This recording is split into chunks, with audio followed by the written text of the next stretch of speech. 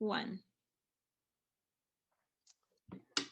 Good afternoon, good morning to people who are out west across the country. My name is Kyle Barber. I'm the acting manager of National Youth Services here in Ottawa. Before we get started today with the RCMP talks on diversity, I'd like to thank everybody who's joining us remotely in Iron Ridge. Thank you very much for signing up with your class today. I appreciate you guys being here. And I'd like to first begin by acknowledging that I'm joining you today from Ottawa, the ancestral territory of the Algonquin Anishinaabe people. And I'd invite you, while you guys are joining us virtually today, to recognize the ancestral Indigenous lands on which you join us from today. I'm very excited to introduce Allison McIntomey, who works with us here at National Youth Services, who's going to be kind of your MC for today's session, and I'll kind of hang out and monitor Slido.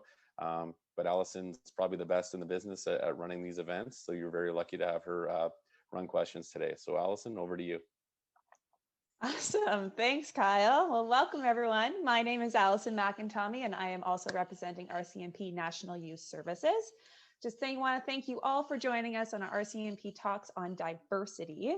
I just want to make sure that our audio and all is good to go. So Black Flats, can you just give me a big wave and let me know you're here? Show your school pride. Hello. This is my favorite part. Hello, hello. So, and I know we do have some joining us on our CGE registration as well as YouTube. So hello, everyone. Thank you all for joining. I am very excited to introduce to you Sergeant Major Sebastian Lavoie to speak to you about diversity. So without further ado, I will pass the virtual microphone over to you. Sergeant, thank you very much. Outstanding, Allison. Thank you very much. Well, welcome, everyone. It's interesting that I be picked to speak about diversity, and that I actually, have no real field of expertise in this, but what's going to happen with this is essentially my only claim of fame in terms of diversity, and having been a visible minority myself and having evidently grown through the ranks of the RCMP, but also having lived with diversity my entire life prior to that. So there's really no real professional qualifications aside from, I'll tell you about me and what my experience was, prior to the RCMP, and then once joining the ranks, and how it has been thus far. So I suppose I will start with prior to the RCMP. So I was born and raised, and of course, I won't spend too much time on there to put everybody to sleep, but I was born and raised in north of Montreal, 30 minutes north of Montreal. I was born in 77, so, almost 44 years ago. And at the time, of course, even Montreal wasn't nearly as diverse as it is now. My dad was from the first sort of contingent of Haitian that came over to Montreal. And he had been in Montreal or in Canada for probably a couple months when he met my mom. My mom was Caucasian European. And shortly after that, she was pregnant with me, and dad there were some issues there with grandma and everything. And my mom was really young. She was 15 years old when she got pregnant. And that didn't, necessarily fly over that great in terms of family dynamic, and also evidently because she was in a mixed relationship, which at the time was still very much frowned upon. So dad kind of ghosted out of our lives. Never met him, never seen pictures of him, don't know what he looks like. Mom continued on her merry life, and she had me and additional 2 sisters later, 6 and 8 years later, respectively. So I, as the person of the house type deal, I was there when mom was working 3 jobs to try to feed the 3 of us, and I was taking care of my sisters by the time I was 9, and going out and doing the groceries and getting on the subway in Montreal, and cooking by the time I was 11, and, responsibilized quite early in taking care of my siblings. So that was good experience, of course, in taking responsibility for my actions real early, and also to to feel that I was sort of fulfilling a greater purpose by having to actually take care of someone that really relied upon me. So that kind of set the tone for the, the protector I would kind of turn into, and all these other things. Now, we've spoken about this before, Sarah, or Allison, but what is the age group? It's around 17, correct? Yeah, it's from grade 8 to grade 10. So. Okay, excellent. So I'll try to do I'll try to do two things. A, not put him asleep, but also make sure that I don't cross into some dark areas of, perhaps are not ideal for conversation. So, but yeah, so I continued on. By the time I was, of course, there were the challenges of growing up through the school system in Quebec. And at the time, and no disrespect on Quebec or anything like that, but at the time, it certainly wasn't the best place to grow up as a visible minority. The place was still very closed-minded and quote unquote racist, and racism was quite rampant. In the school systems that I grew up in, I was the only visible minority for the most part in most of the schools that I was in, which made me the perfect punching bag and additional sort of treatment that you would, that was deemed or should have been deemed unacceptable at the time, that actually was somehow socially accepted.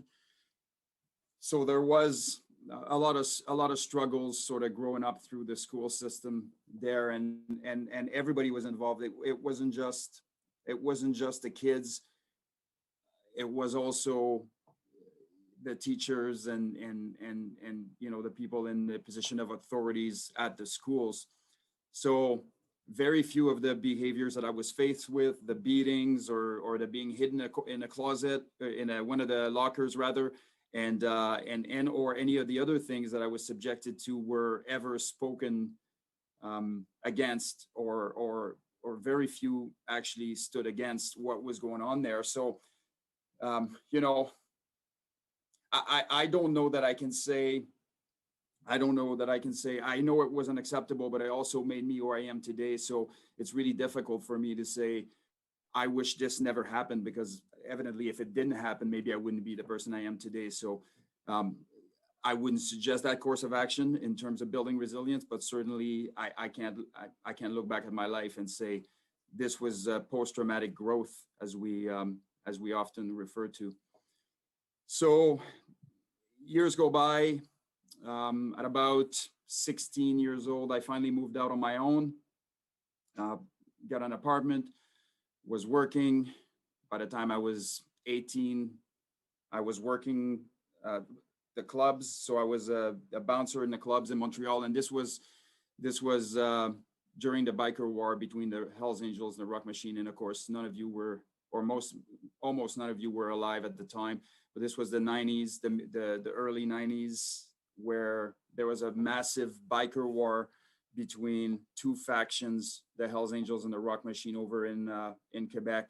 And it was atrocious, lots of public violence, lots of explosions, and people wanting to shoot each other with rocket launchers and all kinds of stupidness that was going around in the Quebec region. And it got really, really ugly.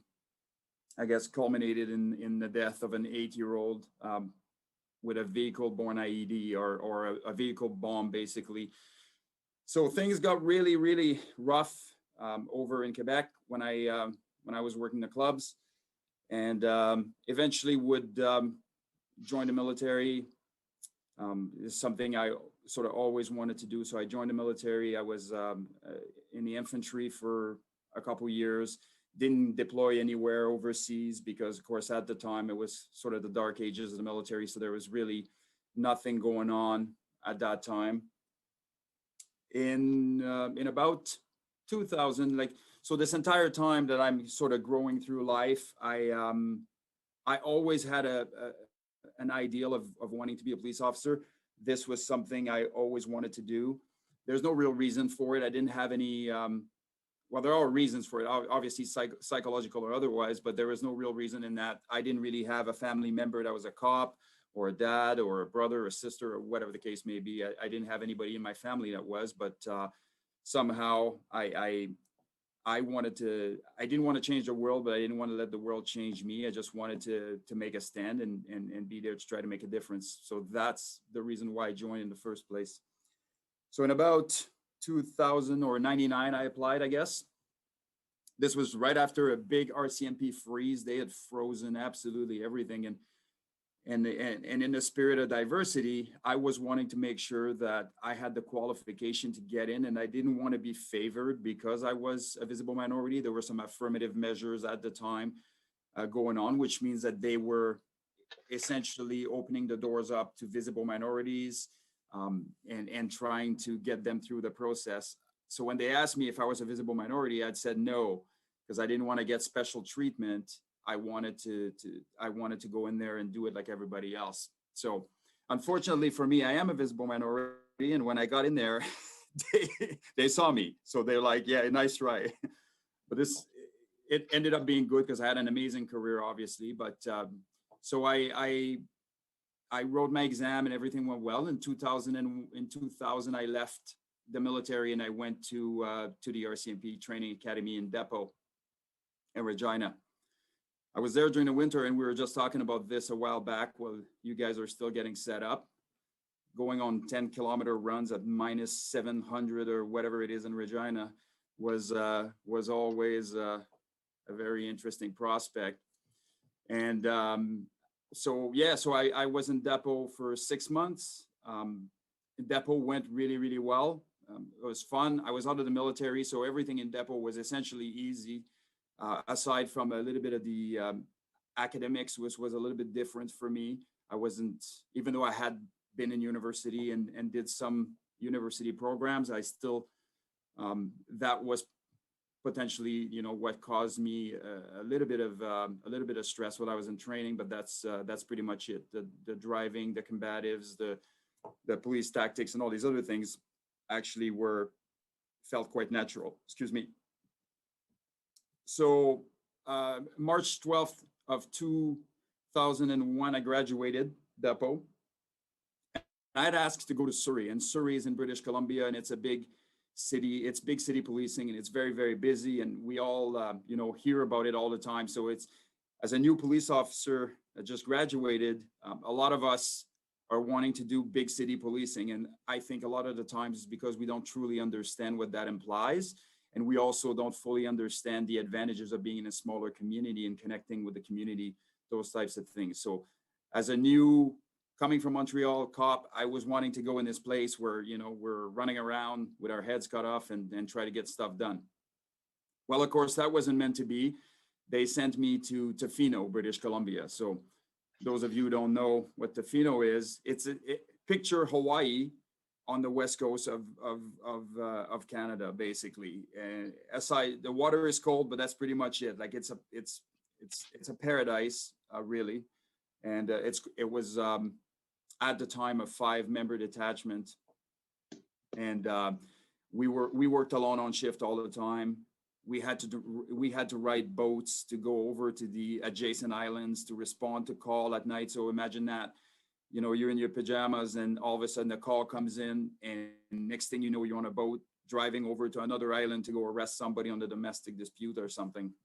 It was quite surreal, considering that I had a lot of friends that were posted in Richmond and other big cities in the country, and in concrete jungles and handing out tickets, that kind of stuff. I just had a great experience over on the Vancouver Island until 2001, September 11th, when of course the attacks occurred in the States. When that happened, I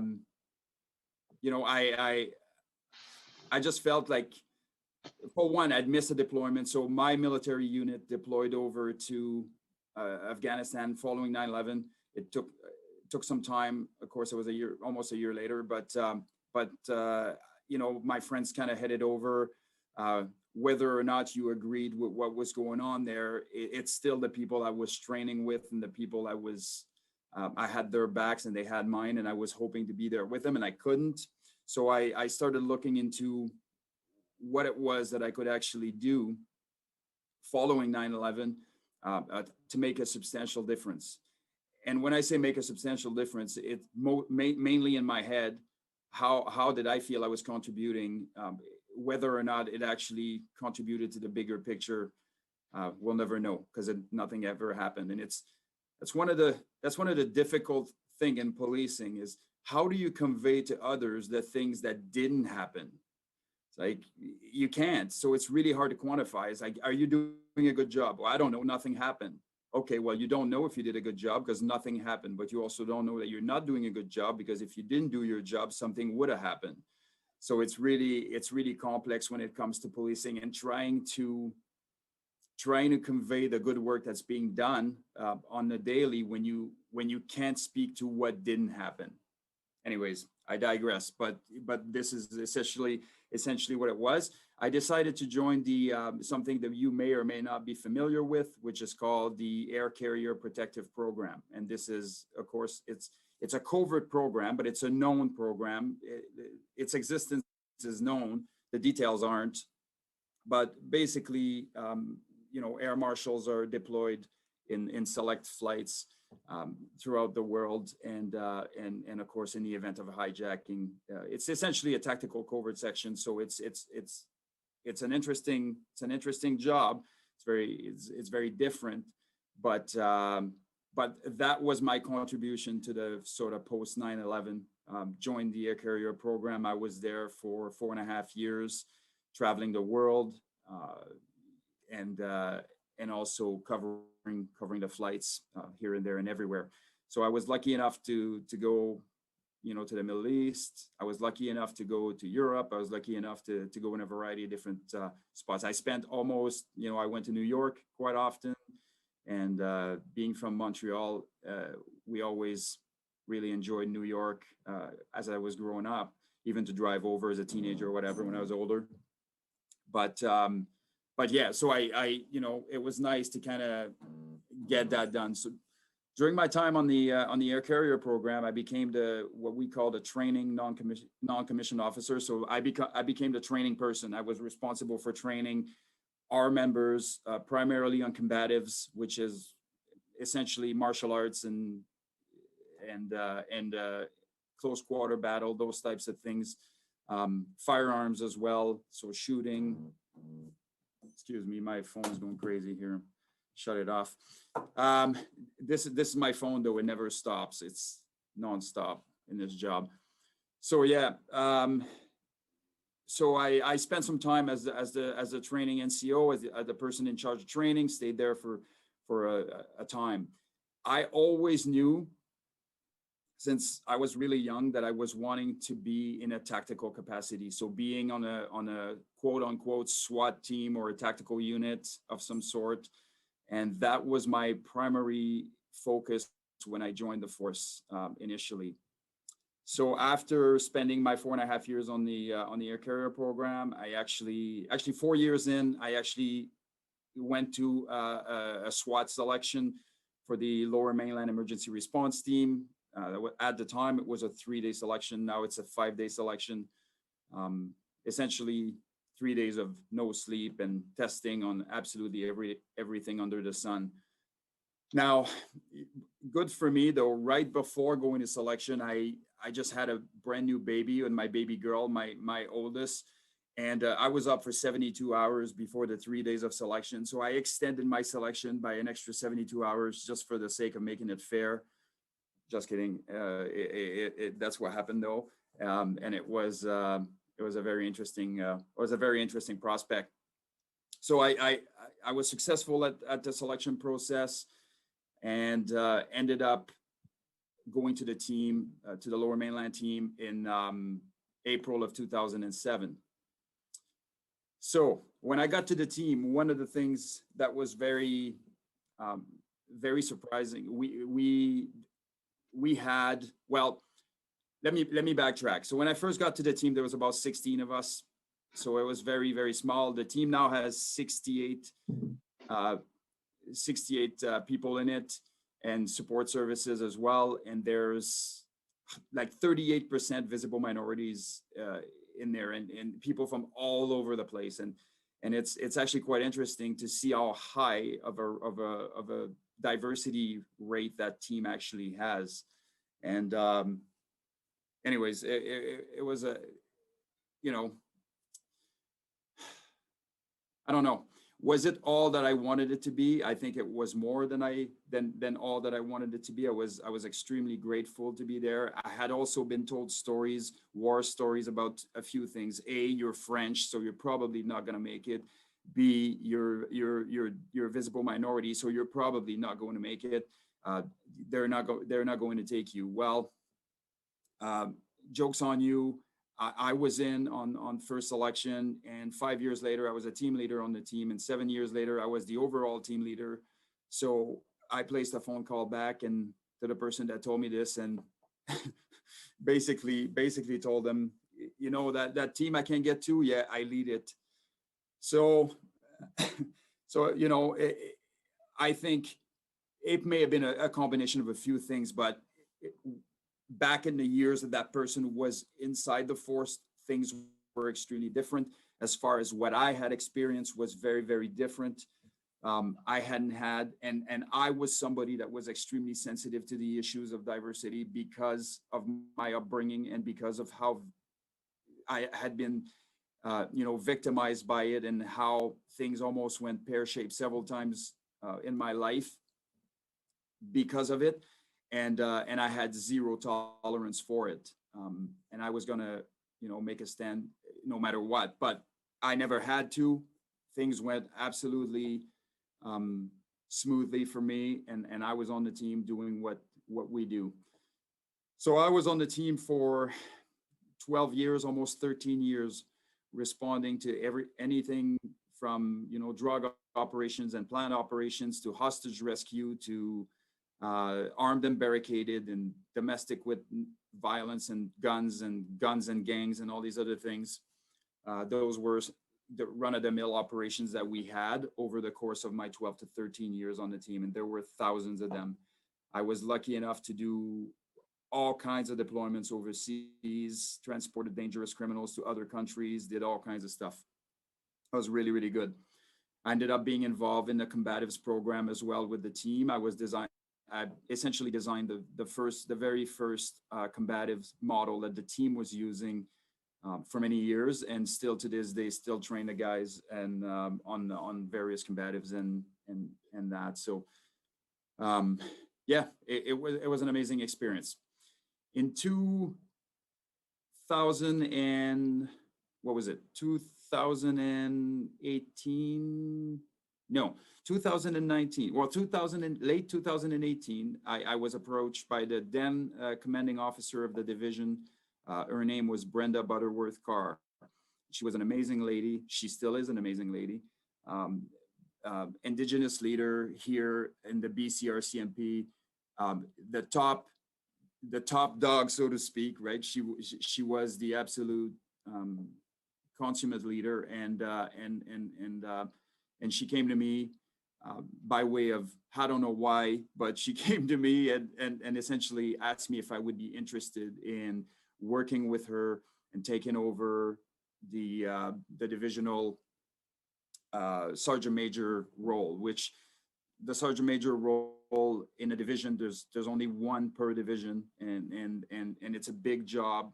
Here in E division, we have about 8,200 employees that quote unquote rely on you, and that was something that I hadn't even considered. That wasn't even a consideration anywhere along my career path, and in fact, we knew very little about it. So, being that I was somebody that joined to be in a tactical unit, and I'd done that and did well at that, I really didn't want to go anywhere. But at the same time, I was getting up in age where I started to find it very difficult to maintain the hands and feet skills and have all the other command sides. So when you're on a team, you obviously you still have to be able to demonstrate all the skills that our people need to have in order to get the job done, but you also have to have all the other side, which is the command side and the critical incident management side and all these other things. So it takes a lot of energy to be good at absolutely everything. You have to, that's why there's areas of expertise. And that's why as humans, we develop areas of expertise. So then that way we don't have to focus on absolutely everything. Trying to be good at everything is extremely difficult, and it's also extremely tiring. I also had a major passion for leadership, and if you have a major passion for leadership and you're truly a caring, conscientious, and emotionally intelligent leader, it takes a lot of energy to lead people properly because you care so much. And when you care, it takes a little chip out of you all the time, even though it pays you back dividend once you do your job properly. So I was getting tired is what I'm getting at. And after 12 or 13 years on the team, and I considered the offer, which was a once in a lifetime offer, and decided to take the job. So I had a few hoops to jump through, but I ended up in the chair here with the commanding officer. In my position here, my job was essentially to be, it still is for the next little while, my job was essentially to be the conduit between our troops, so the members out there, and management. Have everybody pulling in the same direction, speak to some of the realities that upper management are faced with in terms of decision making, and also speak to the reality that the troops are facing on the ground, and have that chat with management and say, look, those are some of the areas that we need to focus in so that we can help our troops be more effective, but also ensure of their wellness. So that was essentially my job. There's 8 million different duties, to get that done, but essentially that was it. One of the ways that I was going to try to do some different in this position, and this was at a time where the defund the police movement was going on. And, there was a lot of things going on that put a lot of pressure on our members. And I felt that it was my job to actually tell a bit of a different story to the public and the people that actually don't know much at all about policing.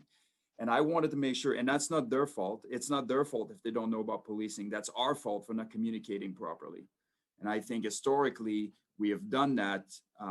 We have not communicated properly with our people. And had we done that, we probably wouldn't be in some of the predicament that we're in. It's a very closed sort of microcosm of society, and it makes it look like we're constantly hiding things, and it absolutely couldn't be further from the truth. So having those conversations was a way for me to basically speak on behalf of our members and make sure that the public had a better understanding of what it is that we did.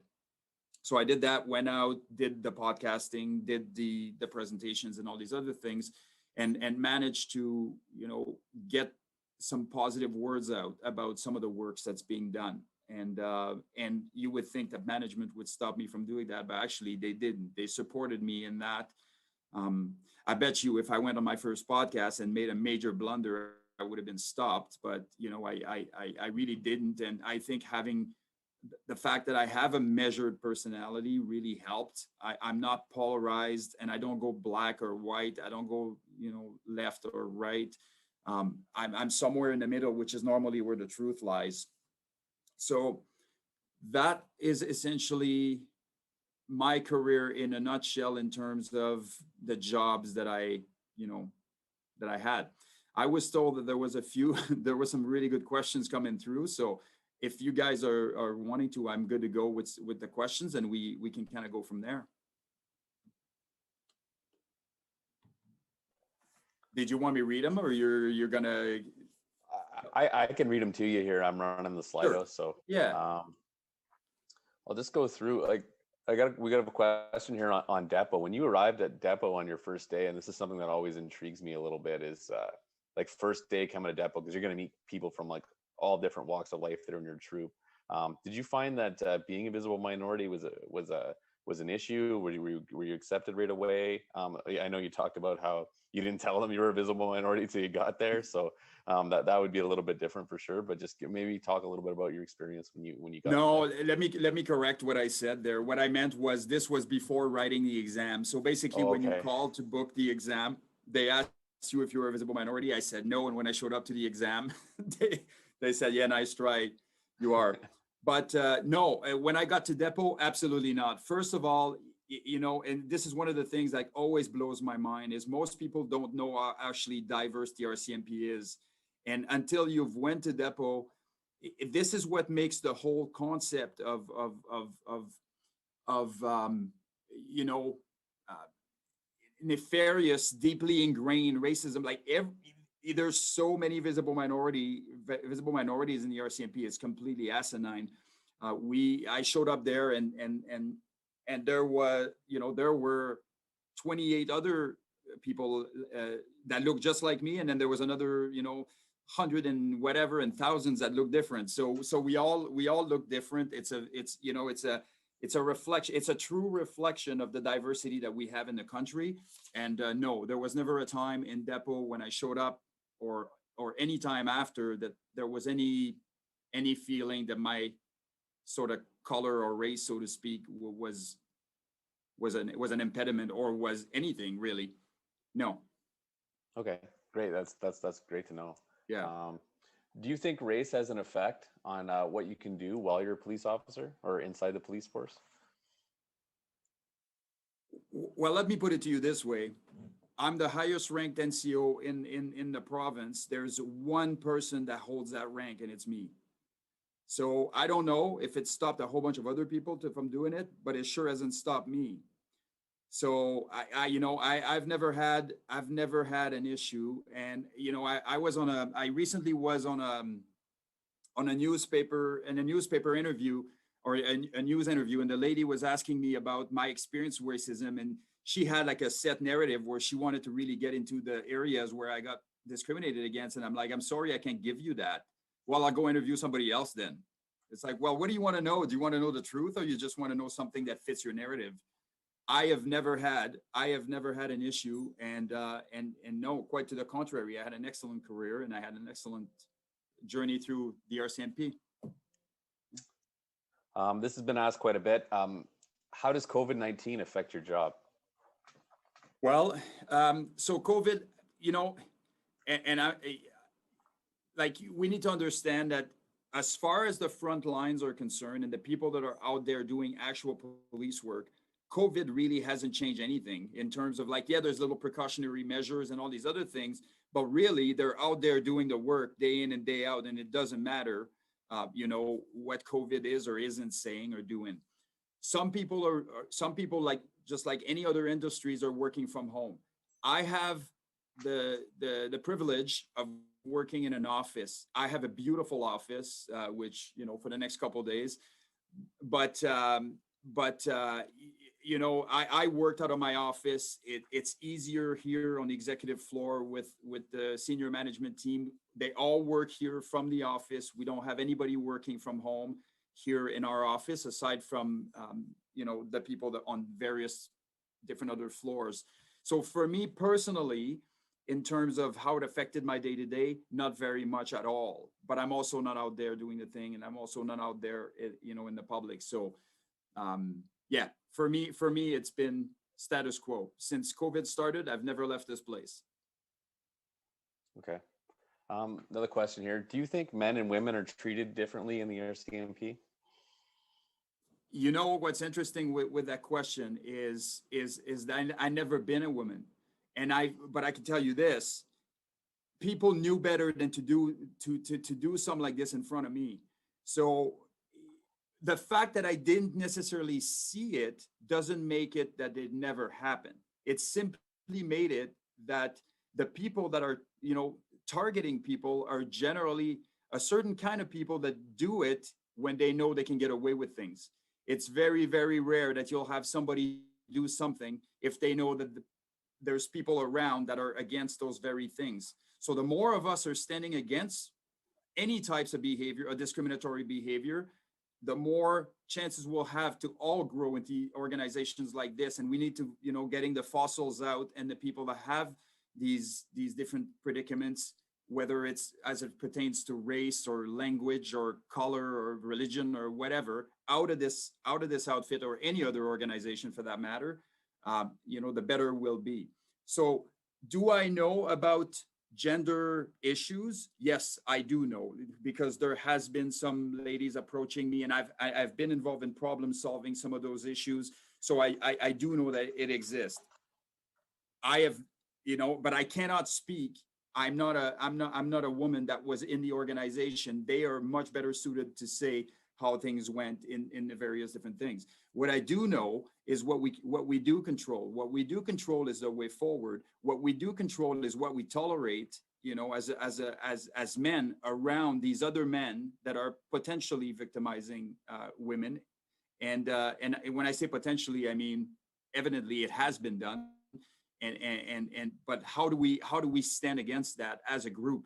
Because it's not us against them type mentality, right? Like we all have a major role to play in preventing any of those issues. And the least we accept certain behavior, the least they're likely to be proliferated.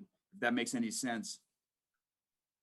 No, I think it does too, and I think that's the culture that the RCMP needs to project going forward. So I think that was very well said on your part. No, I'm in. How did the incidents, like the George Floyd incidents in the United States, the Black Lives Matter movement, how did that affect you personally as a police officer? It's interesting. I started this job 20 years ago, and I never once waited for people to acknowledge what I do. Like, this is just one of those things where I understand that people don't understand what I do. And when I was on the TAC team and we were, going to calls at 2:00 in the morning where I knew for a fact that I was going to die, I never looked at the public and say, could you guys not appreciate me more? Like, I just, whatever, like it is what it is. I didn't look for recognitions. And I never sought it, and I was very, good with the fact that was never going to happen. With that, and what you don't expect is to have people turn on you so very quickly, and this is, I think, from the majority of members that we have out there that are extremely good and dedicated to the policing endeavors and dedicated to the public, man, to be lumped in with this dirtbag, was completely heartbreaking in terms of how it affected our members. So the problem I had was that I felt a professional responsibility to speak out in some of those issues and have the conversations. And I always loved it when people asked the tough questions. I don't want easy questions. Anybody can answer easy questions. But what are the tough questions, and how can we have a conversation about the real issues? But yeah, it certainly affected every single police officer in the outfit. It certainly affected me, and that my members were extremely distraught, and a lot of them considered leaving. Some have, and that was just really heartbreaking. So that's how it affected me. Yeah, absolutely. I think it's tough, right? Because like when you do your job perfectly, no one's ever patting you on the back, right? And then as soon as like there's any issues, everybody just points the finger at you. So commendable for what you just said there. I agree.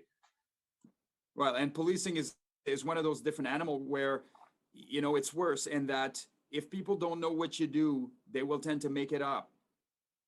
Their brain will make it up, or it will take portions of Hollywood and interviews where suspects are being beat up and all kinds of breach, and and let's call a spade a spade. There are issues, like there's no question, like there are issues. There has been issues, and I don't think you can compare the States with Canada by a long shot. But there's still, we've had our own issues, and there has been historical issues, and we had issues on the outside, and there certainly were issues in the States.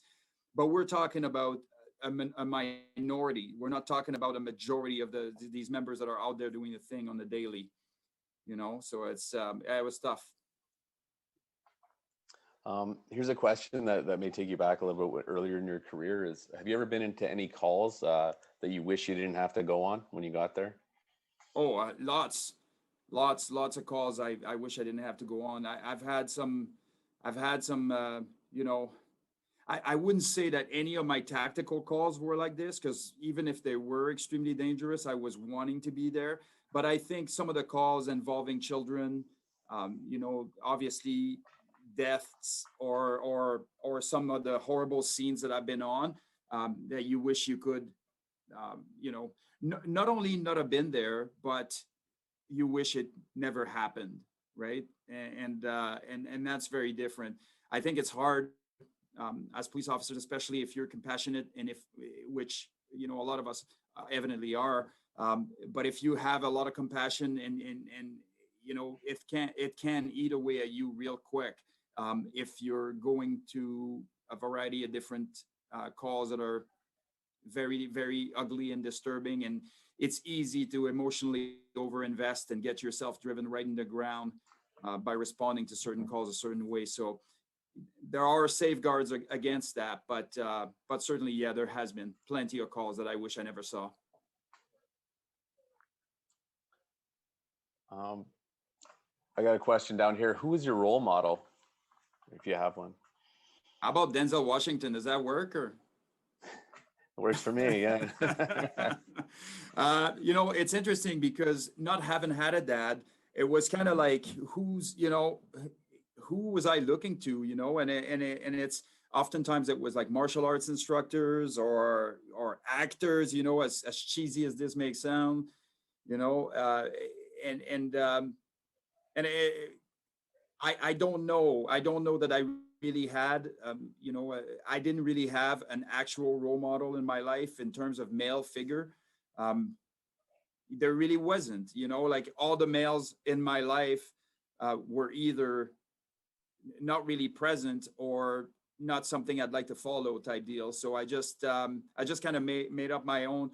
I just kind of, I suppose, made up my own direction and goals, and try to look at it more that way. I'm going to take the best of each people I meet, because you don't have to take the entirety of a role model to benefit from it. What you need is to take the things that you think are valuable for you, and I did a lot of that. So I would say, have a man in my life or somebody in my life, and I would look at them and say, okay, I really like the way that person does this, or I really like the way how that person is professionally, or the way they look physically in terms of being in physical condition, in peak physical condition, do all those things.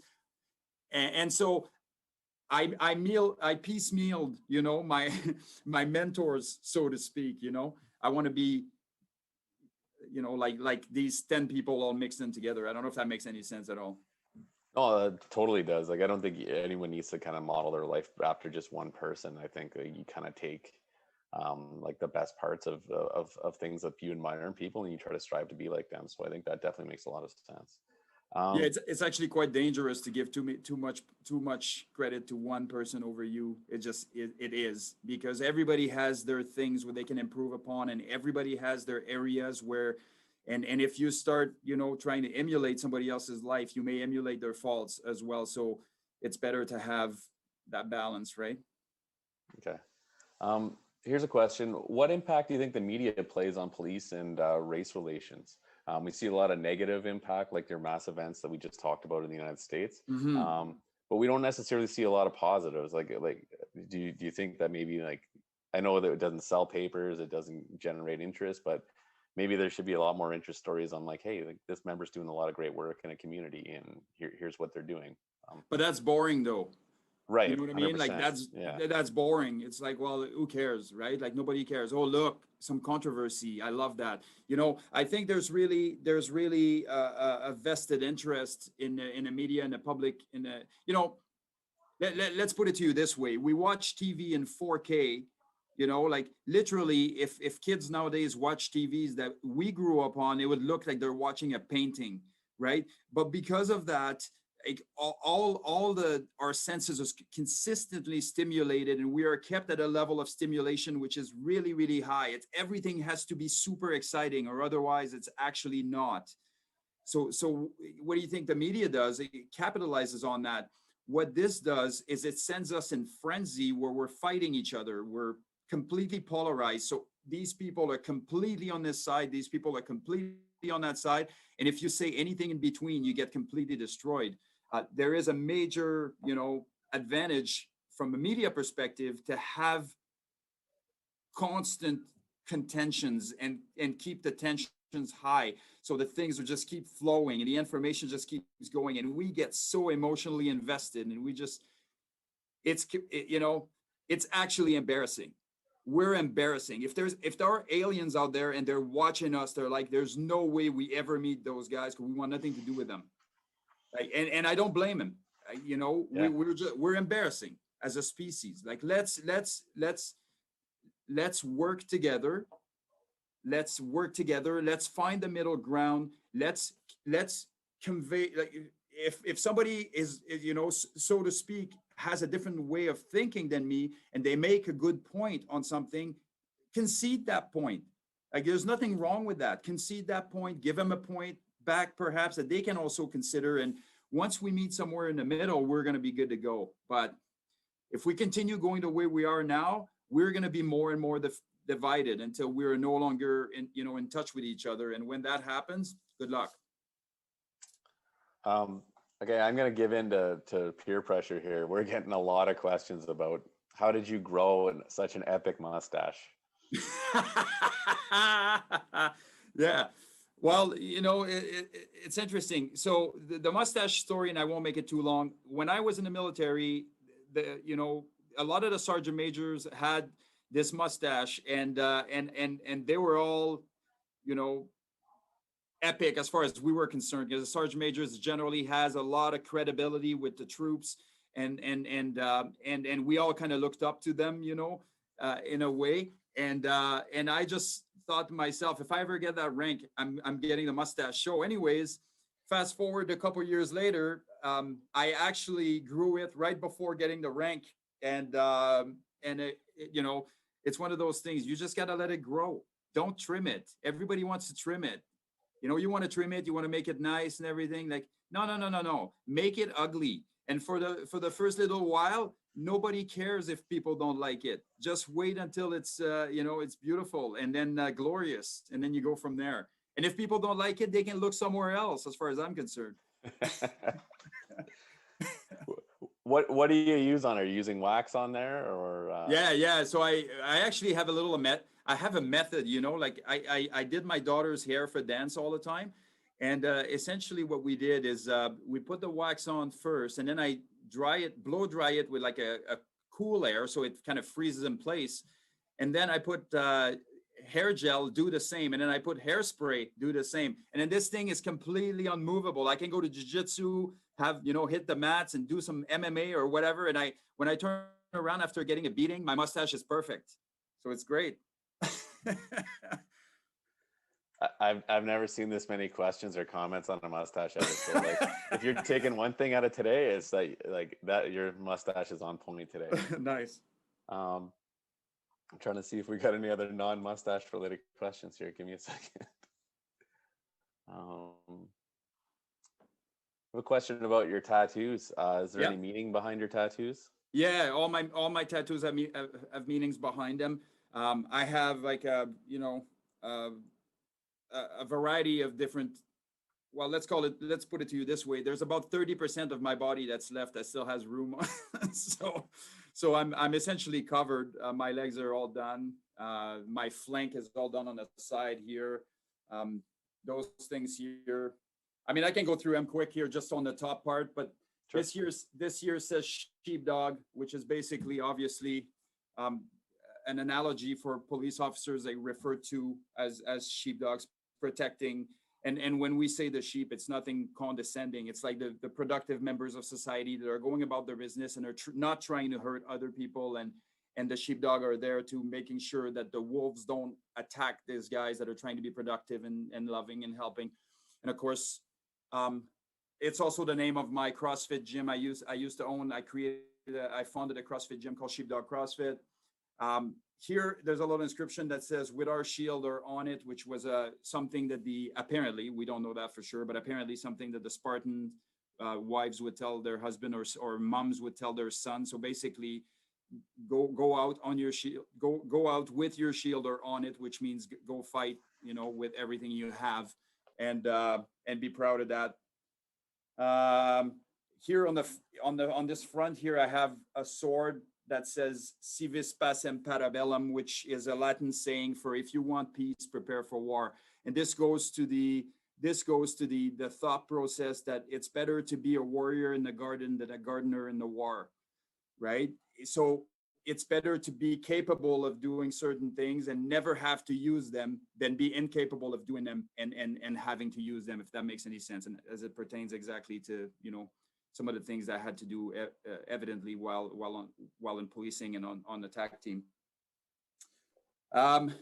Yeah, this one here is a jiu-jitsu one. It says jiu-jitsu. You can't read it, and nobody's ever asked me what it was, so I don't even know why I got it.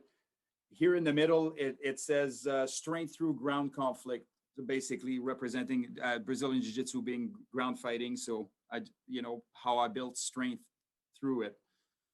So those are the ones that you can see. Oh, I have another one here that says memento mori, and that simply means remember death, and never forget that it's there. The prospect of it is there, because then you forget to appreciate what you have on a daily. And that was as a result of, it says 2009 in Roman numeral. That's because my mom passed in 2009 from cancer. She was 48 years old. I was 34. And just so to never forget that date. The one on my hand here is a silverback, extremely loving and compassionate animal that will do anything for their group. And that was me. On the emergency response team, the team I was on specifically had a silverback as a sort of logo. It was our team logo. Protective, watch over each other. Yeah, so that's for my tattoos. That's great.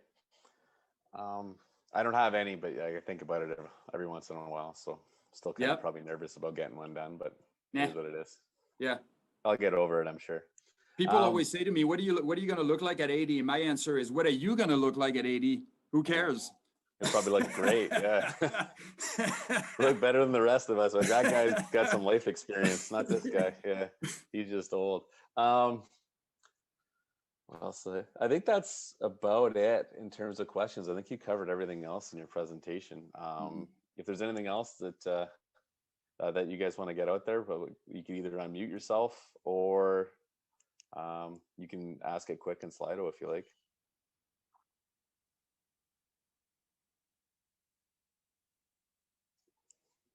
Not seeing anything else here. Crickets. Yeah, crickets. But this is probably the most questions we've had in one of these in a long time, to be perfectly honest with you. Awesome. I'll give the last word to wrap up to Allison here, but I'd just like to say, I know you're retiring, but I think your voice and your passion for being an RCMP member is something that we're going to miss in the force. So if you want to stick around, I'm sure the RCMP will be better off for it. So thanks for joining us today. Yeah, absolutely. Thanks for having me. Okay, Allison, over to you. Well, Kyle kind of just took what I was going to say, but that's okay. I do that.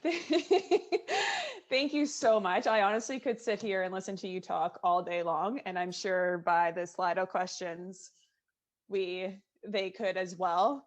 Actually, I'm going to go with peer pressure too. Someone's asking, can you please just dab? I don't know what dabbing is, but that's a perfect way to wrap up this wonderful conversation. Thank you so much for joining, and thank you all for participating in our RCMP Talks on Diversity. We do hope to see you all again very soon, but until then, be safe, be kind to one another, and have a great rest of your day. Thanks, guys. Thank you. All right, thank you so much from Black Vault. Awesome, Thank you so man. much. Be safe. Thanks for dabbing. Awesome. And we are off. Perfect. Wonderful.